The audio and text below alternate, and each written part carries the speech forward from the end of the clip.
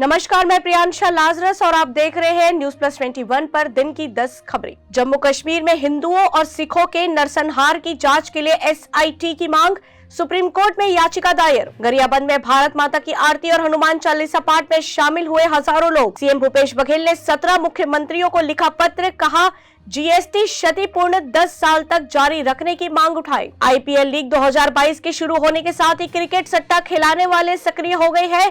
रायगढ़ में आरोपी हुआ गिरफ्तार। पंजाब की भगवंत मान सरकार का बड़ा फैसला, राज्य में होगी राशन की डोर स्टेप डिलीवरी, घर घर पहुंचेगा राशन। देश भर में पिछले 24 घंटों में कोरोना के मिले 1270 नए मामले, 31 लोगों की हुई मौत। लोकसभा में आज आपराधिक प्रक्रिया विधेयक पेश करेंगे अमित शाह। दोषियों से जुड़े हर सबूत का अब रखा जाएगा रिकॉर्ड। कोरोना काल के चलते छत्तीसगढ़ में प्राइवेट स्कूल की हालत खराब, अब तक 333 स्कूल हुए बंद। मध्य प्रदेश में रह रहे कश्मीरी पंडितों को लेकर गृह मंत्री नरोत्तम मिश्रा का बड़ा बयान, कहा कश्मीरी पंडित भाई बहन को वापस कश्मीर भेजने की व्यवस्था करेगी सरकार। इंटरनेशनल मार्केट में क्रूड ऑयल के दाम 26% घटे, देश में 7 दिन में बढ़ चुके हैं 4 रुपए। ऐसे ही तमाम जानकारियों से लगातार अपडेट रहने के लिए हमारे चैनल को लाइक और सब्सक्राइब करना ना भूलें।